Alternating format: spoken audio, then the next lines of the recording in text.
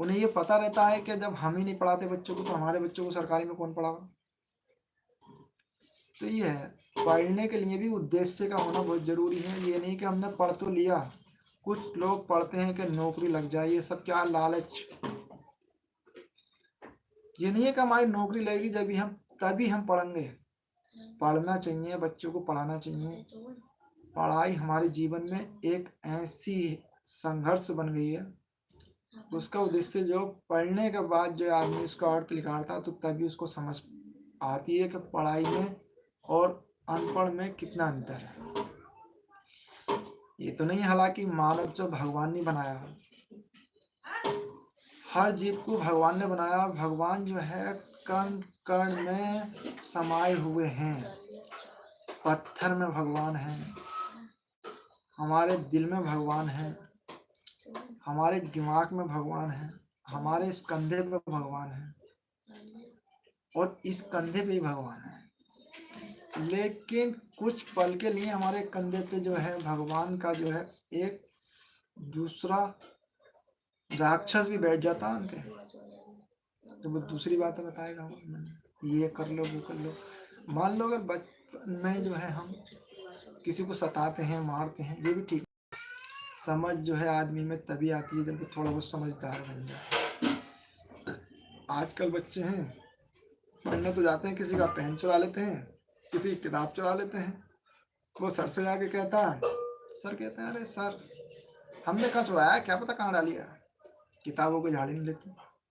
पहले हमारे सर थे किताबों की झाड़ा करते थे। कोई भी बच्चा गलत काम करता था तो उसे मारते थे, ऐसा नहीं है कि वो पिटा। और वो पढ़ाते थे, जब इंग्लिश की अपनी क्लास देते थे तो इंग्लिश में जब पढ़ाते थे तो दूसरे दिन को पूछते भी थे।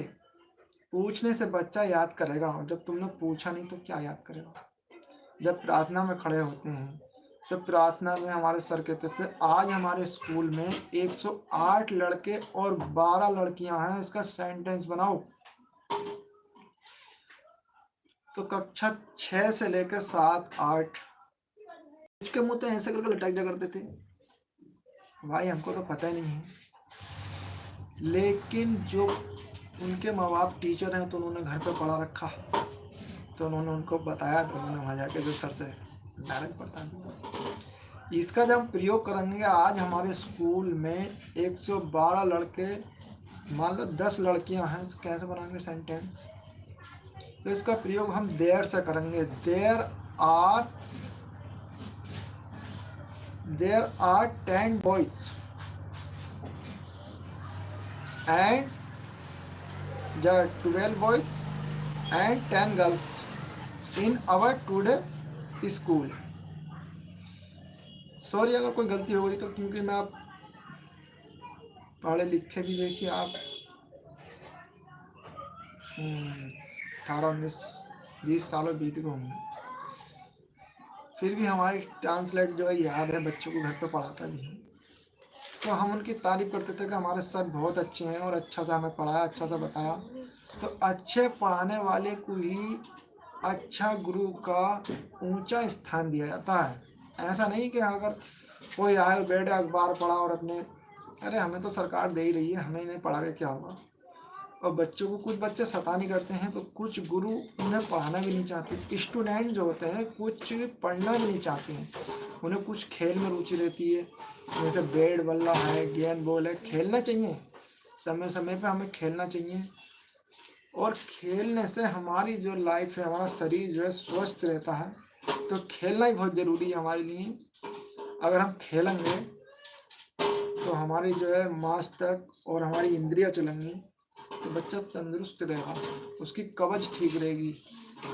तो हमें खेलना भी चाहिए।